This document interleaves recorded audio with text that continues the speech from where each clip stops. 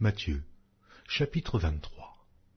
Alors Jésus, parlant à la foule et à ses disciples, dit : Les scribes et les pharisiens sont assis dans la chaire de Moïse.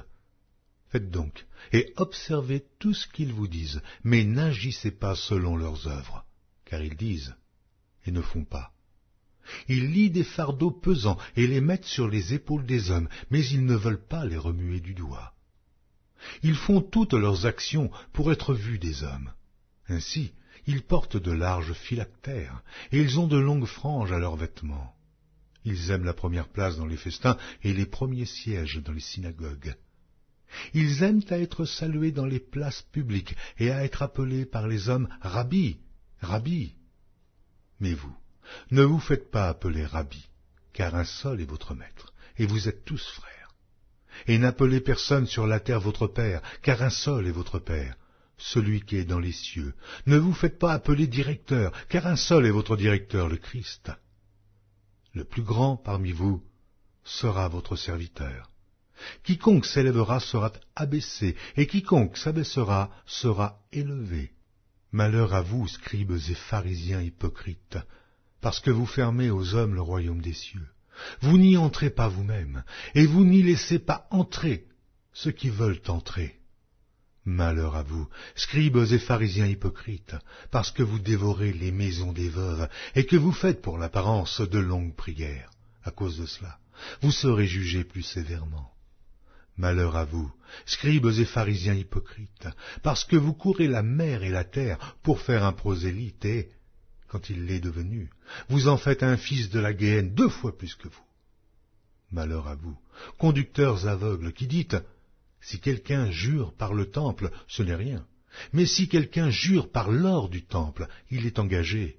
Insensé et aveugle, lequel est le plus grand, l'or ou le temple qui sanctifie l'or ? Si quelqu'un, dites-vous encore, jure par l'autel, ce n'est rien. Mais si quelqu'un jure par l'offrande qui est sur l'autel, il est engagé. Aveugle, lequel est le plus grand, l'offrande ou l'autel qui sanctifie l'offrande ? Celui qui jure par l'autel et par tout ce qui est dessus. Celui qui jure par le temple, par celui qui habite. Et celui qui jure par le ciel, jure par le trône de Dieu et par celui qui est assis. Malheur à vous, scribes et pharisiens hypocrites, parce que vous payez la dîme de la menthe, de la nette et du cumin, et que vous laissez ce qui est le plus important dans la loi, la justice, la miséricorde et la fidélité. C'est là ce qu'il fallait pratiquer, sans négliger les autres choses. Conducteurs aveugles qui coulaient le moucheron et qui avalaient le chameau. Malheur à vous, scribes et pharisiens hypocrites, parce que vous nettoyez le dehors de la coupe et du plat, et qu'au-dedans, ils sont pleins de rapine et d'intempérance. Pharisiens aveugles, nettoie premièrement l'intérieur de la coupe et du plat, afin que l'extérieur aussi devienne net. Malheur à vous, scribes et pharisiens hypocrites, parce que vous ressemblez à des sépulcres blanchis, qui paraissent beaux au dehors, et qui, au dedans, sont pleins d'ossements, de morts et de toute espèce d'impureté. Vous de même, au dehors, vous paraissez justes aux hommes, mais au dedans, vous êtes pleins d'hypocrisie et d'iniquité. Malheur à vous, scribes et pharisiens hypocrites, parce que vous bâtissez les tombeaux des prophètes et ornez les sépulcres des justes, et que vous dites : si nous avions vécu du temps de nos pères, nous ne nous serions pas joints à eux pour répandre le sang des prophètes.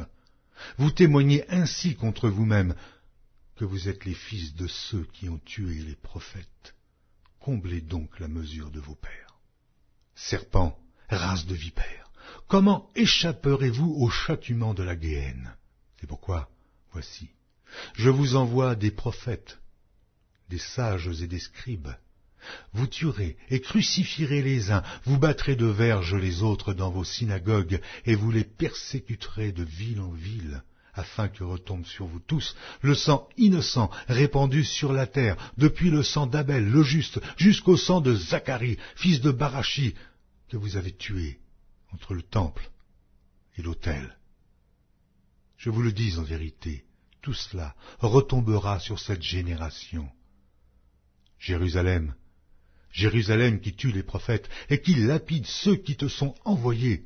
Combien de fois ai-je voulu rassembler tes enfants, comme une poule rassemble ses poussins sous ses ailes, et vous ne l'avez pas voulu.